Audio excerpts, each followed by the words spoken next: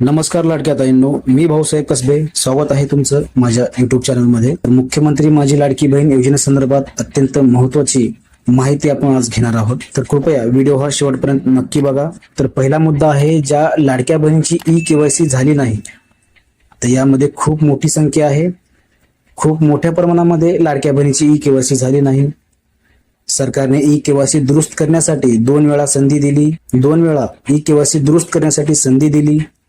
ज्या लाडक्या बहिणीची ई-केवायसी झाली नाही, अशा लाडक्या बहिणीसाठी 1 वेळा तरी संधी ही सरकार द्यायला पाहिजे. परंतु याबद्दल कोणतीही अपडेट, कोणतीही माहिती सरकारने आतापर्यंत दिली नाही.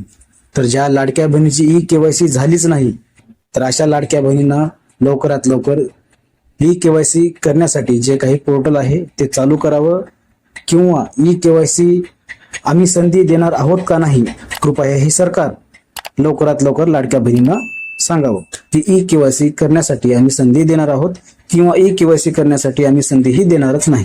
यामध्ये 75 ते 76 लाख लाडक्या बहिणी ई-केवायसी पासून वंचित आहेत. तर यामध्ये एक लक्षात घ्या लाडक्या ताईंनो, की यामध्ये खूप मोठी संख्या आहे लाडक्या बहिणीची ई-केवायसी झाली नाही. जर ई-केवायसी पोर्टल जर चालू केली, तर यामध्ये खूप मोठ्या प्रमाणामध्ये ई-केवायसी लाडक्या बहिणी करतील.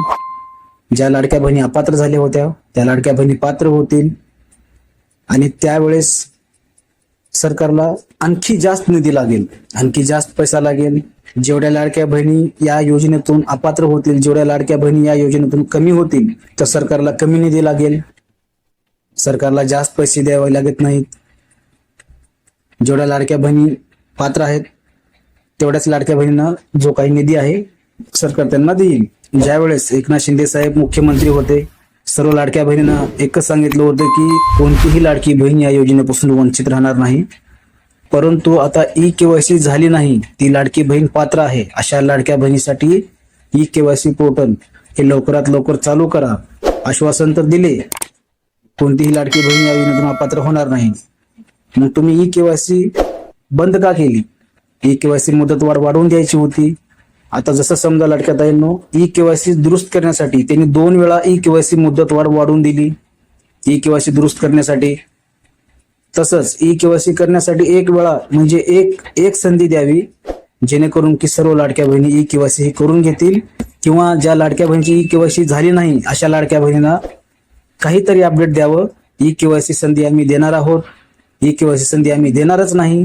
कृपया 1 वेळा हे क्लिअर करावं, म्हणजे लाडक्या बहिणी या आशावरती राहणार नाहीत की ई-केवायसी करण्यासाठी संधी मिळेल, आम्ही ई-केवायसी करू, त्यानंतर पात्र राहू, मग आम्हाला जे काही हप्ते आहेत ते मिळतील.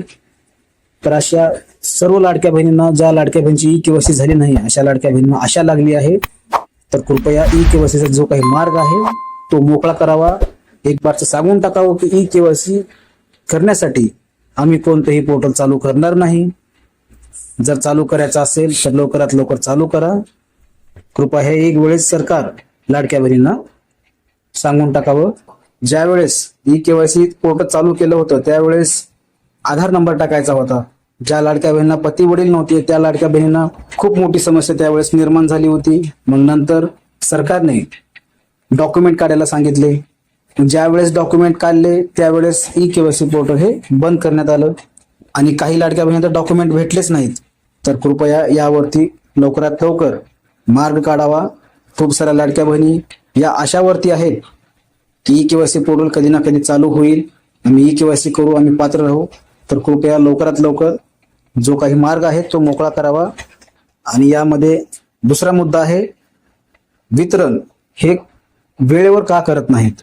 कारण सरकारकडे 288 कोटी निधी मंजूर आहे, सरकारकडे अवेलेबल आहे पैसा, परंतु लाडक्या बहिणींना जो काही हप्ता द्यायचा आहे तो टायमावर ते का देत नाहीत? मार्च महिन्याचा हप्ता आता एप्रिलच्या एंडिंगला देणार आहेत का? हा एक मोठा प्रश्न लाडक्या बहिणींना पडला आहे. काही लाडक्या बहिणी म्हणत आहेत मार्च एप्रिल हप्ता हा दोन्ही एकत्र मिळेल का? कारण या सरकारची काही गॅरंटी नाही, कारण या सरकारबद्दल काही सांगू शकत नाही. ज्यावेळेस एप्रिलचा महिना संपत येईल, त्यावेळेस हे सरकार मार्च महिन्याचा GR काढतात. कारण सरकार असं केलं नाही पाहिजे. मार्च आणि एप्रिल हे दोन्ही हप्ते लाडक्या बहिणींना दिलं पाहिजे. मार्च महिन्याचा हप्ता एप्रिलच्या एंडिंगला देणार, एप्रिलचा हप्ता मेच्या एंडिंगला देणार. सरकार असं करू नये. टाइम टू टाइम लाडक्या बहिणींना जे काही अमाऊंट आहे, जो काही हप्ता आहे तो टाइम टू टाइम लाडक्या बहिणीच्या अकाउंटमध्ये क्रेडिट करावा. कारण असं पण नाही की तुमच्याकडे निधी नाही, तुमच्याकडे पैसा नाही. 288 कोटी निधी इतका मंजूर झालेला आहे. तुमच्याकडे पैसा आहे तर लवकरात लवकर लाडक्या बहिणींना वेळेवर पैसे मिळाले पाहिजेत. तर तिसरा मुद्दा आहे, अगोदरचे जे काही रखडलेले हप्ते आहेत, जसं की नोव्हेंबर आणि डिसेंबर, ज्या लाडक्या बहिणीची केवायसी चुकली होती परंतु त्या लाडक्या बहिणीने केवायसी दुरुस्त करून घेतली. जानेवारी हप्ता आला, फेब्रुवारी हप्ता आला, परंतु जे काही अगोदरचे 2 हप्ते पेंडिंग आहेत ते पण हप्ते सरकार लवकरात लवकर द्यावं अशी सरकारला विनंती आहे.